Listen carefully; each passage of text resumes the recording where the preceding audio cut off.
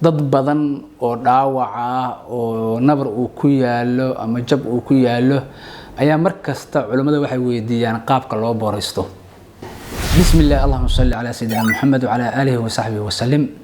ka waran qofka haduu yahay qof dhaawac uu ku yaalo qaabkee u booraysanaya? waa in badan mas'alo dhacda dad badan oo dhaawac ah oo nabar uu ku yaalo ama jab uu ku yaalo ayaa markasta culimada waxay weydiiyaan qaabka loo booraysto.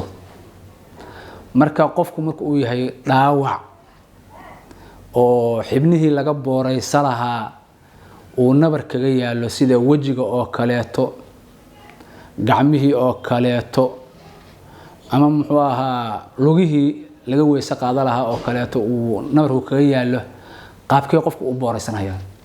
waxaan u kala qaadaynaa laba qaybood. qaybta koobaad waa dhaawaca ama nabarka qofka ku yaala inaan waxba saarnayn. dhakhaatiirtii iyo muxuu dadkii aqoonta u lahayn ay yiraahdeen dhaawacan biyo lama taabsi karo, haddii biyo la taabsiyo waa sii fasaadaya, raysigiisu waa adkaanaya ama cudurro waaweyn uu keenaya, oo waa dhaawac aan waxba saarnayn. iyo dhaawac ama nabar ama jab kab uu saaran yahay ama sharoota ay saaran tahay oo wax ku xiran yihiin.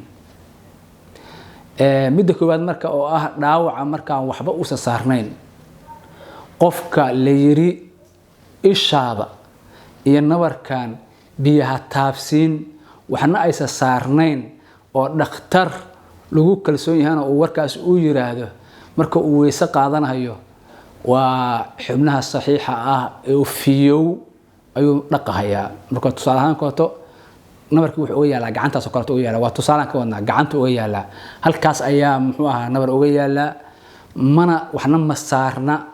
marka hore waa weyse qaadanaya, salaadii muxuu weyse qaadkii buu niyeysanayaa, wajigii buu soo dhaqahayaa, gacantaan uu dhaqahayaa, gacantaan markuu dhaqo kadib muxuu ahaa waa booraysanayaa.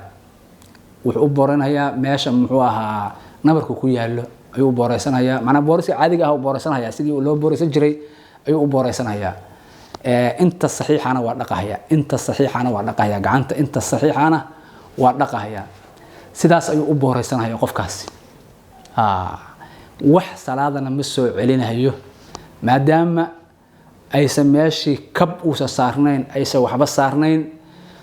inta saxiixa xibnaha saxiixana waa dhaqahayaa, waana booraysanayaa, saasuu ku tukanayaa qofkaasi weey. saasuu ku tukanayaa weey.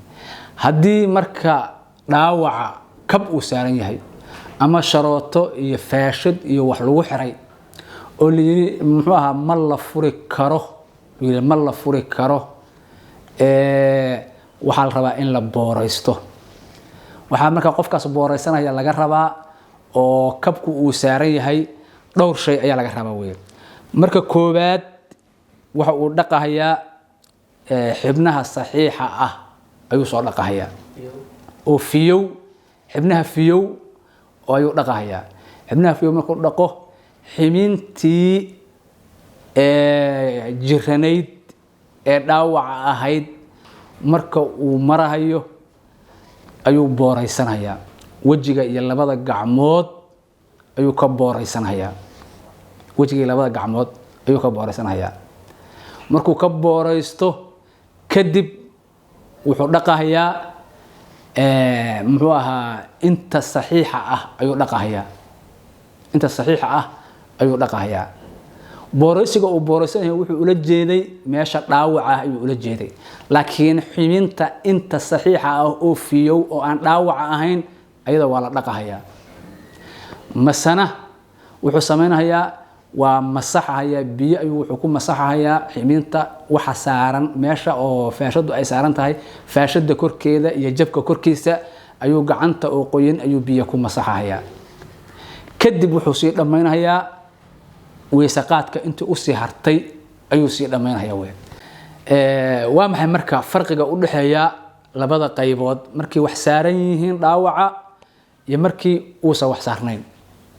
waxaan niri dhaawaca markii wax saaran yihiin waxaa la masaxayaa meesha dhaawaca ah ee kabku saaran yahay korkeeda maxaa yeelay masaxaasi wuxuu bedel ka yahay meelaha qarsoon ee sharootada iyo kabku uu qariyo saxiixa ah ayuu bedel ka yahay marka farqiga u dhaxeeya waxa weeye midda wax saaran yihiin marka la booraysto kadib ayaa la masaxayaa taas ayadu waxma ma saarna wax masaxa male weeye